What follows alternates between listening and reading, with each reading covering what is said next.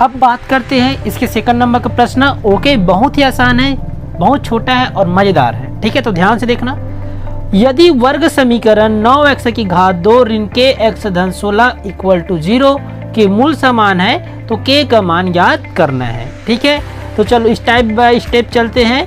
तो सबसे पहले लिखना कि दिया है, ओके, कि दिया है, क्या दिया यहाँ पे, वर्ग समीकरण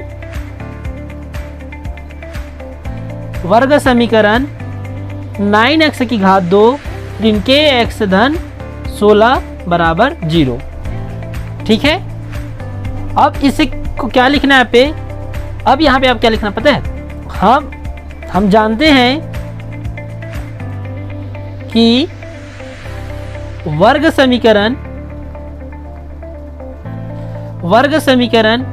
ax की घात 2 धन bx धन c इक्वल 0 से तुलना करने पर। ठीक है, तो मतलब यहाँ पे आप क्या करोगे, कंपेयर करोगे। ठीक है, तो हमेशा आपको वर्ग समीकरण के रूप में ऐसा सवाल मिले तो आपको ये लाइन आपको लिखना बहुत जरूरी हो जाता है। ये आपका ए, ये आपका बी और ये सी। ठीक है, यहाँ पे आपका ए का वैल्यू ये निकलेगा और बी का वैल्यू आपको के निकल जाएगा और सी का वैल्यू यहाँ पे आपको कितना निकल जाएगा, 16। ठीक है, चलो आइए आगे बढ़ाते हैं। तो ए का वैल्यू यहाँ पे कितना हो जाएगा, 9 हो जाएगा। ठीक है, और यहाँ पे एक्स स्क्वायर और एक्स स्क्वायर क्या हो जाएगा, आपस में कट जाएगा।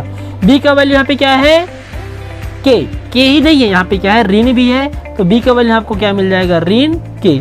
अगर वहाँ पे प्लस होता तो यहाँ पे क्या मिलता, प्लस के। और सी का वैल्यू यहाँ पे आपको क्या मिल जाएगा, 16। ओके, क्या मिल जाएगा, यहाँ पे 16 मिल जाएगा। आगे बात समझ में, तो सी का वैल्यू यहाँ पे आपको कितना मिला, 16 मिल गया। ओके, तो चलो आइए इस क्वेश्चन को और आगे बढ़ाते हैं। अब देखिए इसकी एक और खास बात है, अगर आपको यदि वर्ग समीकरण के मूल समान है बोलेगा तो हमेशा याद रखना आपका फार्मूला क्या हो जाएगा, b square minus 4ac equal to 0।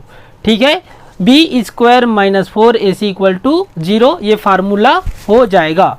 Okay, आगे बात समझ में, देखिए बहुत मजा आने वाला है। अब यहाँ पे देखिए, यहाँ पे आपको क्या करना है, बी और जो ए और सी का वैल्यू लाए हो इसमें रख देना है।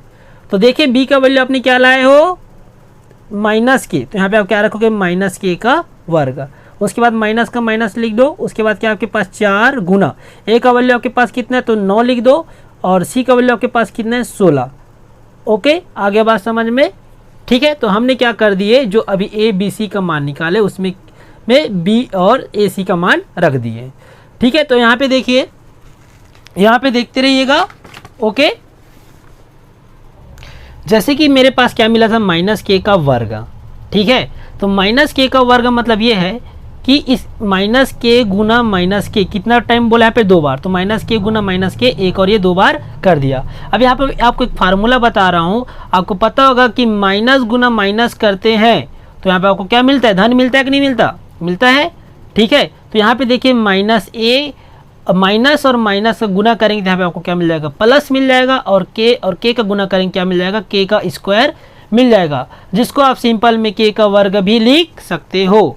आगे बात समझ में, तो मैं क्या करूँगा, यहाँ पे जो माइनस के का वर्ग दिख रहा है उसकी जगह में क्या लिख दूंगा, के का वर्ग लिख दूंगा। क्लियर हुआ कि नहीं, हो गया होगा। ओके, तो -4 का -4, 4 का गुना 9 से करेंगे 36 मिल जाएगा। और 36 का गुना, देखो 36 को अभी जैसे उसको वैसे ही लिख देता हूँ मैं। ओके, आगे बात समझ में, 0 का 0। अब यहाँ पे आप क्या करना, के का वर्ग। अब इस बाकी को क्या करना, माइनस वाला है, जब माइनस वाला इधर ट्रांसफ़र होगा तो किस में चेंज हो जाएगा, ये प्लस में चेंज हो जाएगा। ओके, और यहाँ पे आपका कौन सा चिन्ह है, गुना, तो यहाँ पे आप क्या लिख दोगे, गुने का चिन्ह लिख दोगे। ओके, आगे बात समझ में, के का वर्ग बराबर, क्या मैं इस 36 को 6 गुना 6 लिख सकता हूँ। ओके, क्या इस 16 को मैं 4 गुना 4 लिख सकता हूँ, लिख सकता हूँ। ओके, अब याद रखना, जब ये वर्ग अगला और पक्षांतर होगा, जब ये वर्ग अगला और पक्षांतर होगा और के का बस मान मिलेगा तो यहाँ पे आपको क्या मिल जाएगा, एक बड़ा सा रूट मिल जाएगा। क्लियर हुआ कि नहीं, हो गया होगा। ठीक है, तो यहाँ पे देखिए आपका के इक्वल, यहाँ पे देखिए इस वर्ग का मतलब ये है कि यहाँ पे आपका 2 का जोड़ा मिलना चाहिए सेम अंक का। तो देखिए सेम अंक मतलब देखो 6 और 6 का सेम अंक मिला कि नहीं मिला है। जोड़ा मतलब एक जोड़ी होना चाहिए, तो 1 और ये 2 आपका जोड़ी कहलाएगा, 4 और 4 भी आपका क्या हो जाएगा, जोड़ी कहलाएगा। तो मैं क्या करूँगा, इस रूट से 6 गुना 6 का 1 6 लिखूंगा, ओके, और इस 4 गुना 4 का क्या लिख दूंगा, 1 4 लिख दूंगा। तो के बराबर यहाँ पे आपको कितना मिल जाएगा, 24 मिल जाएगा। तो यहाँ पे आपका के का मान निकल गया। तो यहाँ पे आप लिख सकते हो कि के का मान 24 है, ओके। तो ये रहा आपका के का मान, ठीक है। तो अब हम लोग बनाते हैं इसके असाइनमेंट के तीसरे नंबर का क्वेश्चंस, तो ध्यान से देखते रहिएगा, ओके।